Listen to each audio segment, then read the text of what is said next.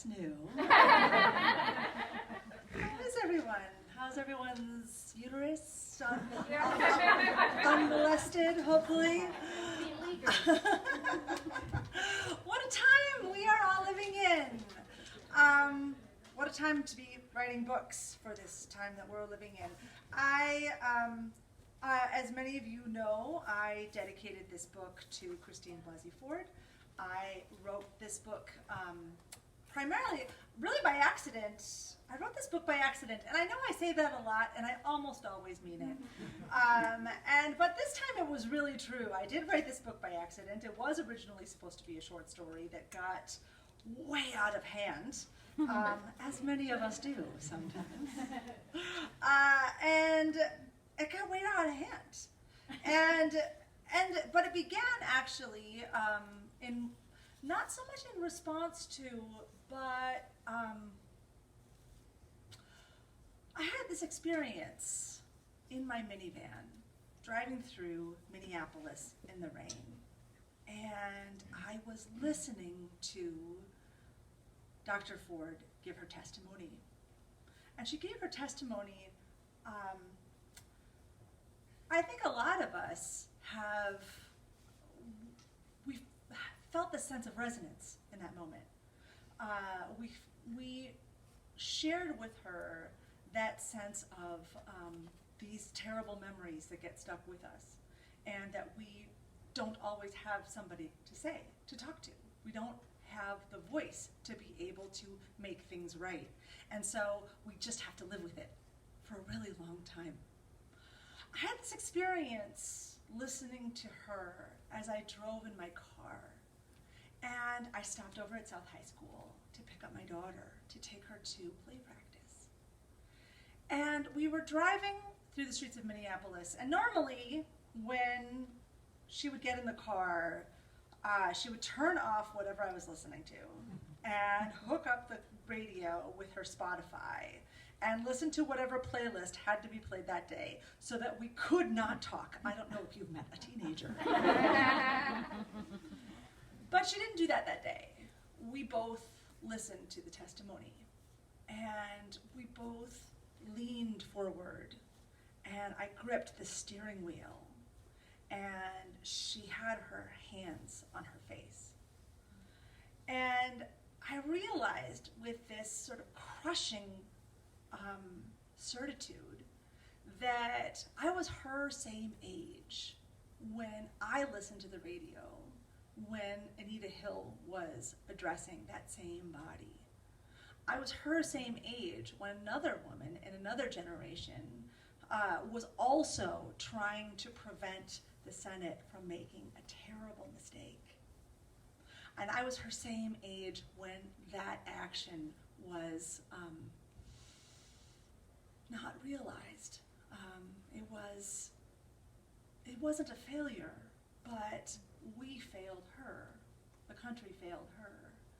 And here we were, a whole generation later, an exact generation later, about to make the same mistake. We stopped the car, and it was raining, and I was just so mad. I was just so mad. And she said, "Mom, I have to tell you something." And she goes on to tell me that she had taken a friend to go report a sexual assault. And the boy in question is a boy who I had driven around in my minivan, that same minivan. But also, I had learned that a teacher, a beloved teacher, had behaved inappropriately and was engaged in what we now understand as grooming behaviors. My kid was fine, everything was fine, but just the audacity of that and the betrayal of that. And I looked at her and I said, "Honey, I don't want you to be afraid, but your mom is going to yell and swear for a very long time." And I did. I just let loose. I felt like I was turning into a supernova in my minivan. And finally, it passed. And she kind of looked at me, and I looked at her, and she said, "Are you okay, Mom?" And I said, "Yeah, think I'm going to be all right.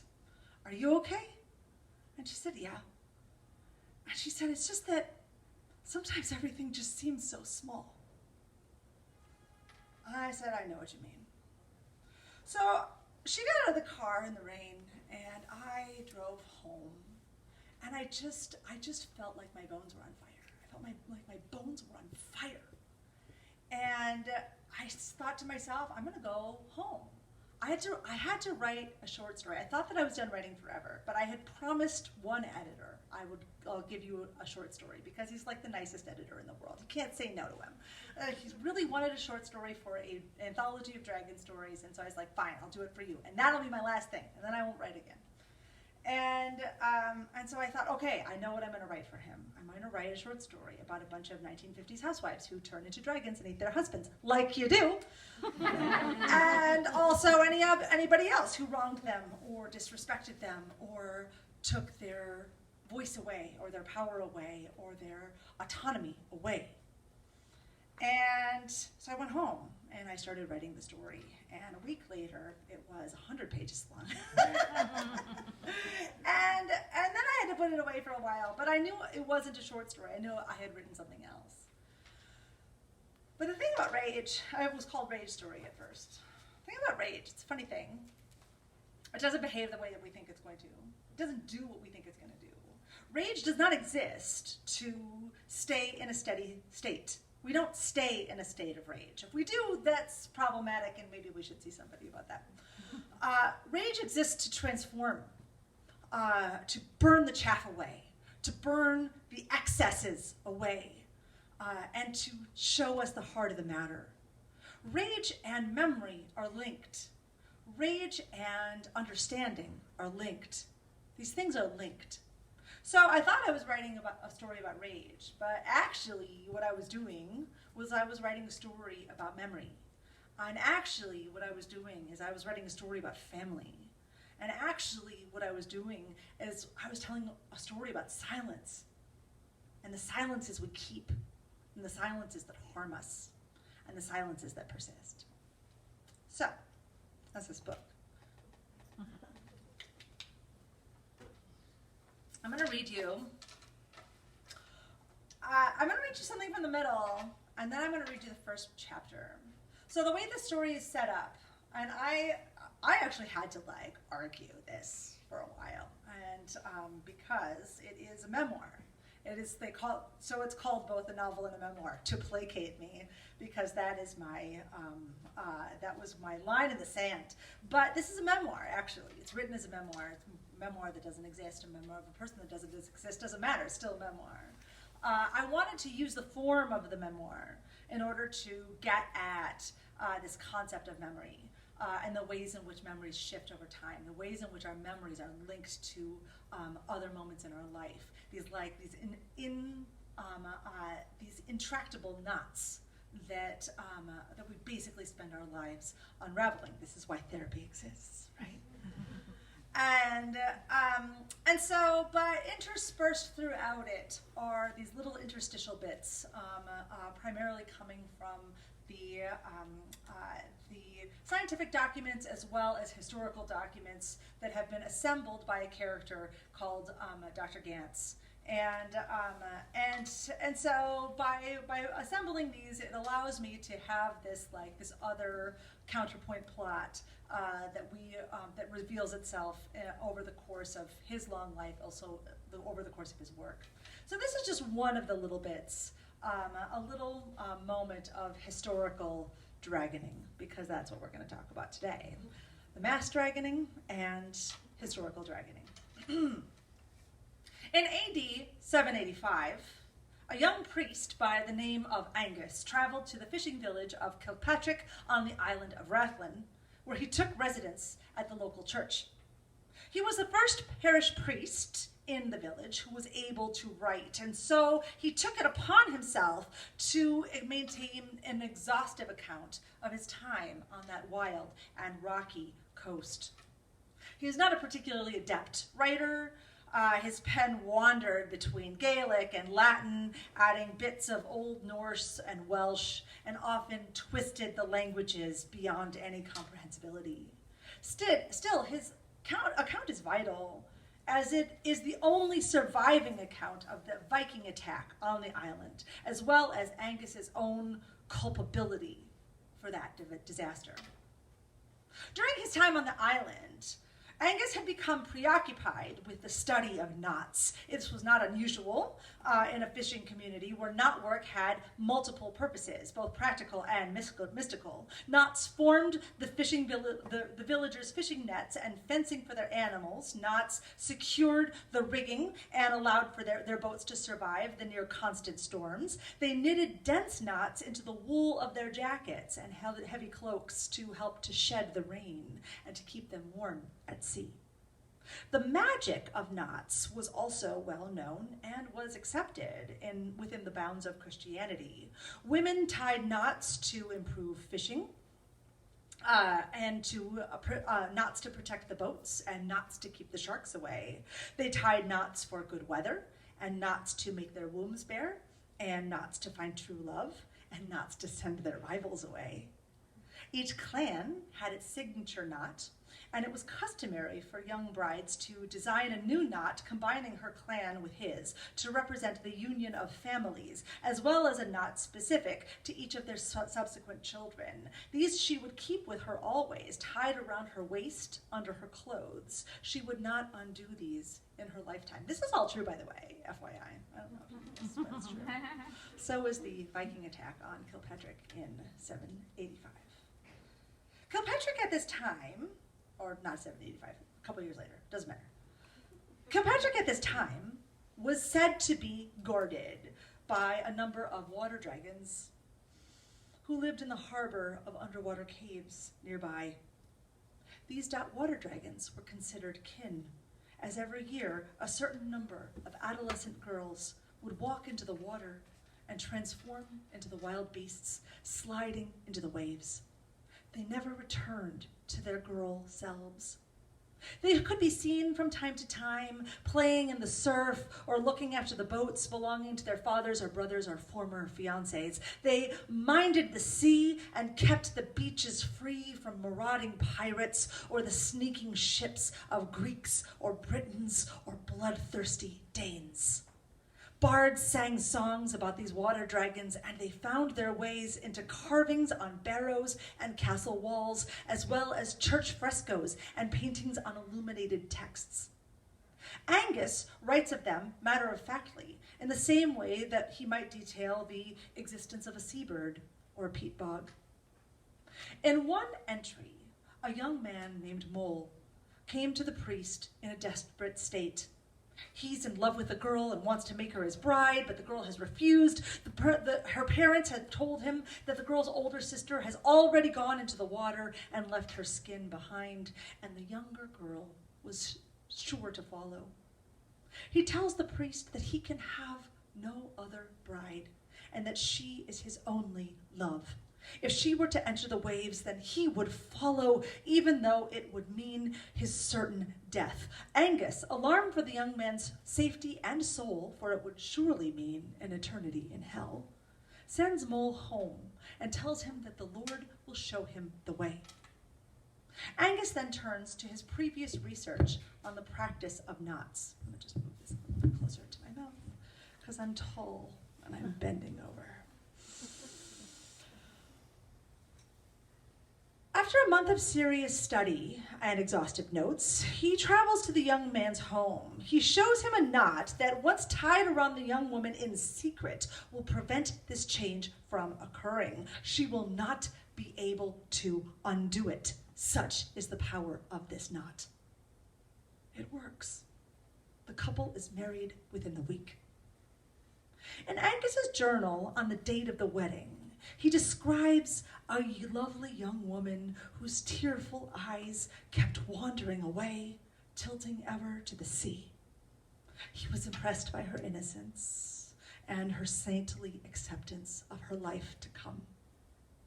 Word spread of Angus's knots and his success in saving Mull from certain death by heartbreak, and the priest's knots became something of a phenomenon. Men arrived from villages across the island and even from the islands beyond, hoping for a knot to prevent change.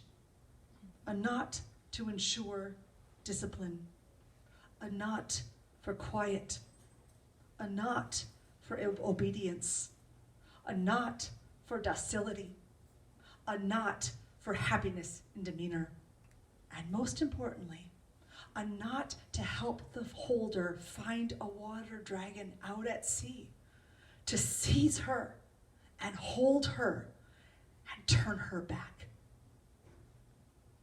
Men by the dozens went to the water. Very soon there were no more shining scales playing in the waves. There were no more bright eyes minding the horizon. There were no more wide, ferocious jaws following the fishing boats and keeping them safe. The harbor, for the first time in recorded memory, was unguarded. The Vikings raided Rathlin in 795. It was a fast, brutal, and nearly complete destruction. The village of Kilpatrick was burned to the ground, including the original church and its adjoining cottage where the priest lived. Nearly every soul was lost. This is true, by the way. By some miracle, Angus's journals survived. The last entry was written entirely in Latin. Bad Latin, but understandable in its way. In it, the doomed priest says this: "It was hubris. Of course it was hubris to think that I could have the power to bind that which must not be bound, alter which must not be altered, and change the hearts of those who do not wish it changed. It is my fault, my most grievous fault. And I do not think that even our Lord, who suffers for our sake, will suffer my presence in the next world. Perhaps this is as it should be. Indeed, or instead, I will use my last fleeting moments on this earth to declare my sins to those whom I have sinned against and beg their pardon. I am sorry, O glinting, gilded girls of the wave. I am sorry, O girls of tooth and claw, O girls of sinew and scale, O girls of speed and intellect and power. Forgive me or not. It is all the same. May my last sorrowful breath be a testament to my wrongs against you and to the terrible audacity of men."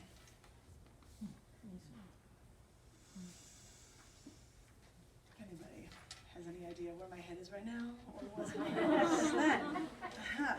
Okay, now I'm just going to read you the first chapter, and then I'm going to open up to questions. How does that sound? Good? Great, yeah. Great. Doesn't matter if you didn't want to, it's my show.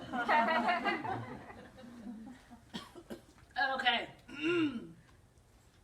Chapter 1. I was 4 years old when I first met a dragon. I never told my mother.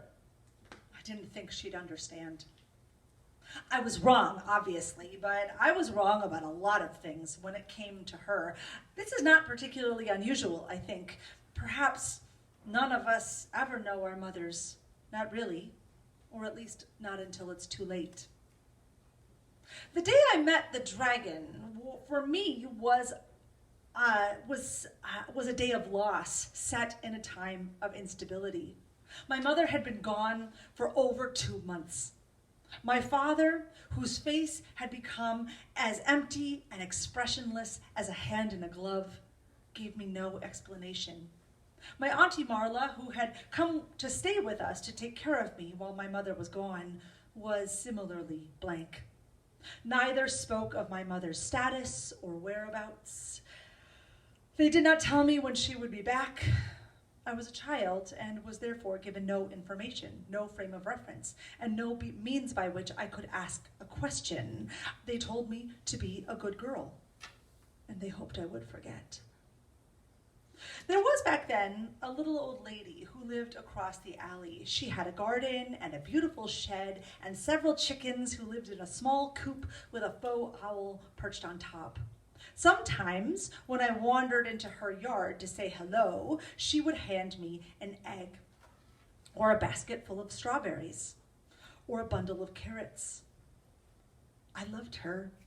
She was, for me, the one sensible thing in a too often senseless world. She spoke with a heavy accent, Polish, I learned much later, and she called me her little Zapko, as I would be always jumping about like a little frog, and then would put me to work picking ground cherries or tomatoes or nasturtiums or sweet peas. And then after a little bit, she would take my hand and walk me home, admonishing my mother before her disappearance, or my aunt during those long months of mother missing. "You must keep your eyes on this one," she'd scold, "or one day she'll sprout wings and fly away." It was the very end of July when I first met the dragon on an oppressively hot and humid afternoon. One of those days when thunderstorms linger just at the edge of the sky, hulking in raggedy murmurs for hours, waiting to bring in their whirlwinds of opposites, making the light dark, howling at silences, and wringing all the wetness from the air like a great soaked sponge. At this moment, though, the storm had not yet hit, and the whole world simply waited. The air was so damp and warm that it was nearly solid. My scalp sweated into my braids, and my smocked dress had become crinkled with my grubby handprints. I remember the staccato barking of a neighborhood dog. I remember the far-off rumble of a revving engine. This was likely my aunt fixing yet another neighbor's car. My aunt was a mechanic, and people said that she had magic hands. She could take any broken machine and make it live again. I remember that strange electric hum of cicadas calling to one another from tree to tree to tree. I remember the floating motes of dust and pollen hanging in the air, glinting in the slant of light. I remember a series of sounds coming from my neighbor's backyard: a man's roar, a woman's scream, a panicked gasping, a scrabble and a thud, and a quiet, awestruck "oh." Each one of these memories is clear and keen as broken glass. I had no means to understand them at the time, no way to understand the link between distinct and seemingly unrelated moments and bits of information. It took me years to learn how to piece them all together. I have stored these memories so the way a child stores memories, a haphazard collection of sharp, bright objects socked away in the darkest shelves of the dustiest corners of our mental filing systems. They stay there, these memories, rattling in the dark, scratching at the walls, disrupting the careful ordering of what we think is true, and injuring us when we forget how dangerous they are and we grasp too hard. I opened the back gate and walked into the old lady's yard, as I had done 100 times. The chickens were silent, the cicadas had stopped humming, and the birds stopped calling. The old lady was nowhere to be seen. Instead, there in the center of the yard, I saw a dragon, sitting on its bottom, midway between the tomatoes and the shed. It had an astonished expression on its face. It stared at its hands, it stared at its feet. It craned its neck behind itself to get a load of its wings. I didn't cry out. I didn't run away. I didn't even move. I simply stood, rooted to the ground, and I stared at the dragon. Finally, because I had come to see the little old lady, and I was nothing if not a purposeful little girl, I cleared my throat and demanded to know where she was. The dragon looked at me, startled. It said nothing. It winked one eye. It held one finger to its lipless jaws, as though to say, "Shh." And then, without waiting for anything else, it curled its legs under its great body like a great spring and tilted its face upward to the clouds overhead and unfurled its wings.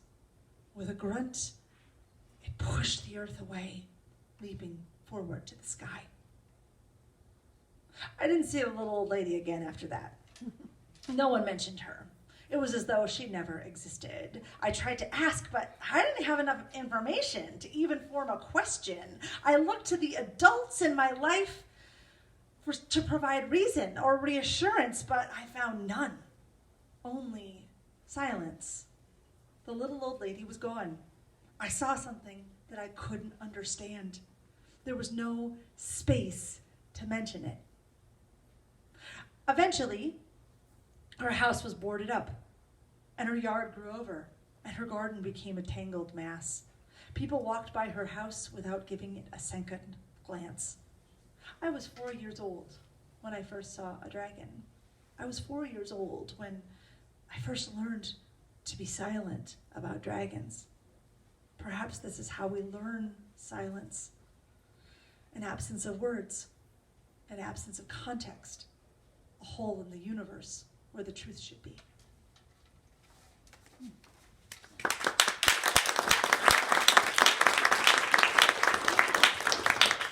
Thank you. I really appreciate you guys coming out.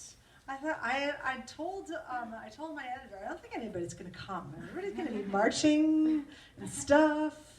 But you guys came. Thank you. This is really nice of you. Right, we're just going to march right out of here. Right, exactly. Okay, who has a question? I will literally answer anything. What do you want to know about this book, other books, politics? I don't care.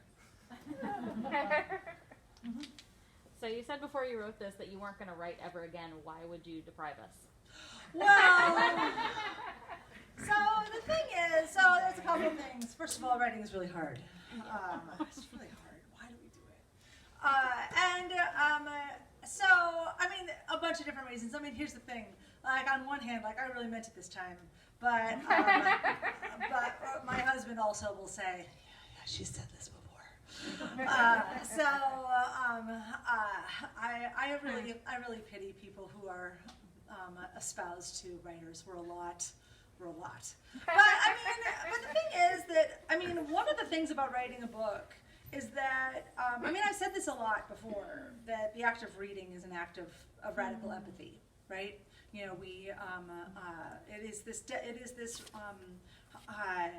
it is a declaration that we are more than ourselves, that we are people of soul, that we are able to take leave of our body and live in the body of another.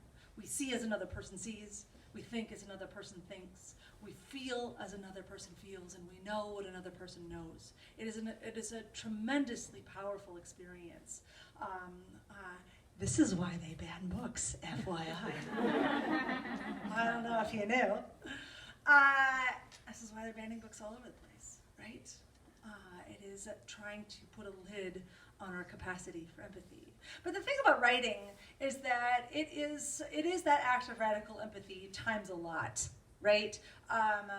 When we write, we feel everything. We have to feel everything. We can leave nothing behind. And it's a lot. It takes a lot out of me. It is an experience that is both meaningful and profound and sometimes painful too. So sometimes I do need breaks in between books, and I also need reassurance that if I don't write again, that everything's okay. I'll be okay. I'm still me. My family will be okay. The world will be okay. We're all okay, right? There's lots of people who write books. Nobody needs to be the one writing the books, right? So that part was true. But also, you know, we were in the middle of a big health crisis at that time, like after Girl Who Drank the Moon came out, and just my family was my whole concern. And so I went through this period of time where I just thought, well, this is it, you know, like, farewell, books. You've been great. Also, by the way, when I turned in Girl Who Drank the Moon, I turned it in with a letter of apology. So, and then I kind of was, you know, disengaged from a lot of the conversations and whatever. So when things occurred with that book, it was kind of a shock. It remains a shock to me. And so that's part of it too. But that's the other thing as well. I mean, I am telling myself now that, okay, this is it. Like, if this is my last book, that's okay. It actually isn't my last book. I have a book coming out in February. But if that's my last book, that's fine. If I don't write again, that's fine. And it needs to be fine. Right? The Bible tells us every 7 years we have to let the fields go fallow, right? I think that's true of all things, you know, like, I might write again or not. We'll see. So, but The Crane Husband comes out in February, so FYI. Oh, it's called The Crane Husband. So. The darkest, weirdest thing I've ever written. So just hang on to your hats. Yeah. So I just read The Girl Who Drank the Moon, and I was surprised that it felt more like an adult book than a children's book. And I was wondering, like, what made you cross over to adult? How much of that was your say? What made you decide to call The Girl Who Drank the Moon middle grade instead of something else? Really good question. So here's the thing. Okay, I have to put on my professor hat. All right, so first of all, there's a lot of people who disagree with me on this distinction between middle grade YA and adult books. And I'm sure there are some people who disagree violently because that's what academics do. But that's fine. This is my sort of quick and dirty categorization. Because obviously with Girl Who Drank the Moon we have adult point of view characters. That is confusing for people. And you know, I have gotten letters from people saying, I thought that wasn't allowed. And I said, I didn't know there were rules. So anyway, and it turns out, you know, the rules are there ain't no rules. Everything comes back to Greece. But this is my sort of quick and dirty sort of delineation. That a middle grade book, it all comes back to the view, like which direction is the piece looking. So a middle grade book, the view is outward because a middle grade kid at this age, their view is outward. They are trying to understand the whole world and their place in it and how all of these big things fit together. Right? And so you will have these big questions. What is friendship? What is truth? What is love? What is justice? What does justice mean? Right? All of those things are really important in a middle grade book. And this is because these are these kids. You know, if you ask a 10-year-old, what do you want to be when you grow up? They're going to tell you a list of 92 things, and like 3/4 of them are imaginary, right? I'm awesome. That's great. YA, the view is inward. Who am I and do I matter? Who am I and what does that mean, right?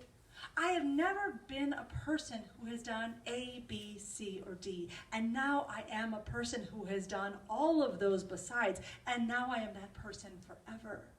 And of course, we adults, we know that's not true, but when you're 15, boy, oh boy, does that feel true. If you ask a 15-year-old, what do you want to be when you grow up? What they say is, why are you making aggressive eye contact with me right now? And can I please go to my room?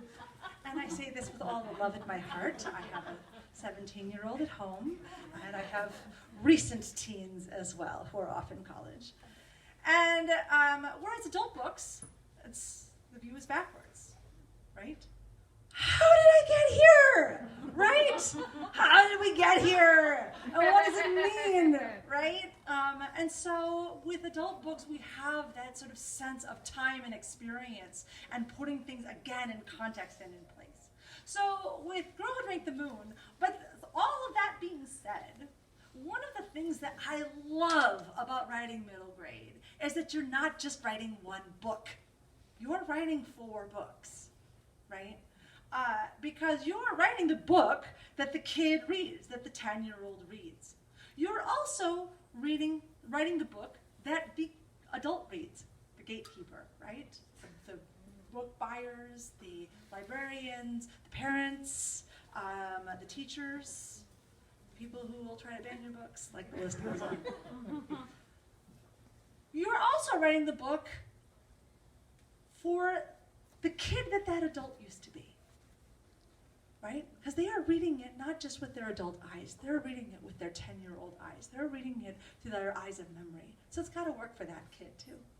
But you're also writing it for the adult that child thinks that they're going to be someday. Because it is these middle grade books that we return to as we age, right? The books that you wrote when you're 10 are the books that you pick up when you're getting ready to go to college. And they're the books that you pick up again when you're like, holy shit, I'm graduating from college and I don't know what happens next. I call it the post-college ennui. And they're the books that you pick up again when you're starting your family. And then the books that you pick up again when your children leave you, because they do that. Did you know? It's terrible. Right? So there is something really special about that particular type of writing. So with this, though, this is an adult book. And it was really an adult book from the word go, and it was because it was originally supposed to be a short story. I've been writing short stories for a long time. I don't remember how many I have published, but I have a collection of short stories that came out a few years ago, and I have written short stories for children, but not very many. There's just not a lot of places for those stories to live. So almost all of my short stories are written for adults. And in a lot of ways, the construction of this book and the writing of this book was much more similar to the way in which I write short stories. I didn't write it longhand, for example. I wrote it in like these big chunks that I had to like put back together again, and it was much more of an experience. Of short stories, an experience, and novels where you live, right? And so yeah, it was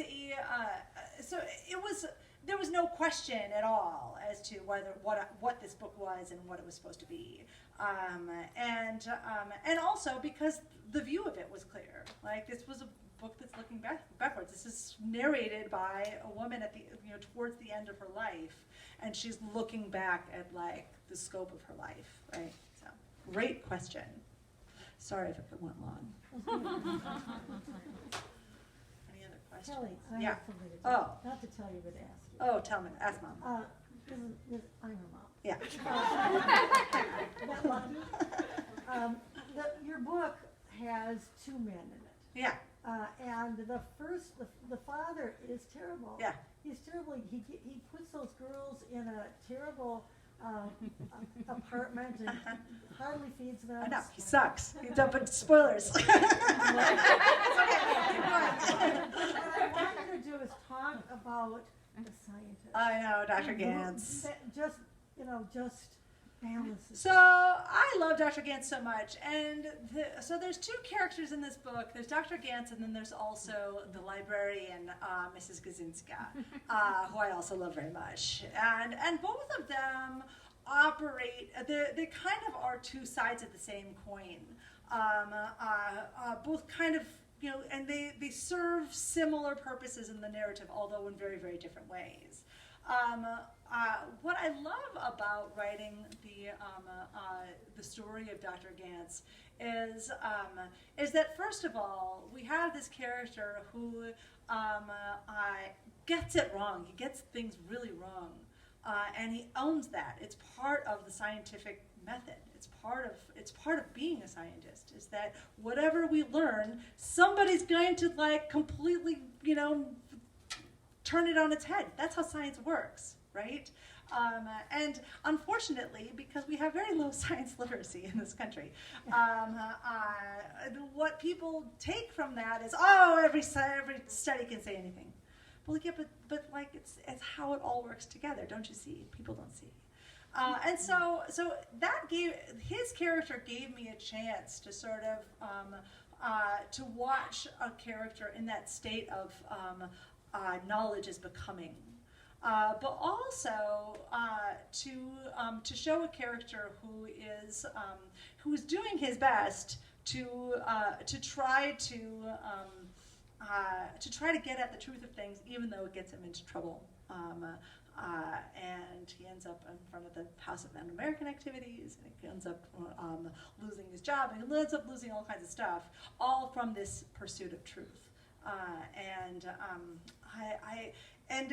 I liked having his story reveal itself in these little tiny bits over the course of the narrative. That was really fun for me.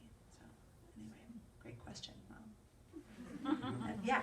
Do you read a lot of current fiction? Like I just read Jennifer Finch and I fell in love with her. Oh, I have not read that yet. I'll tell you what, I'm slow. So I mean, I read stuff as I'm able to get them, but I'm a slow reader, and and so I mean that has been on. She's been on my list, but I mean. I think no matter what, like, we can never read all the things. We really want to read all the things. But I also kind of go all over the place too. Like, I'm very sort of, I'm not an impatient reader, but I am I'm a reader that's difficult to pin down, right? So I will read old stuff and new stuff. I will I get curious about stuff. I'm reading through a bunch of Oscar Wilde essays right now on socialism. So so anyway, yeah. So that's a great question too. Who else wants to know a thing? Yeah. I guess I'm curious about your, like the process from idea to the first draft. Like, what, is that different each time?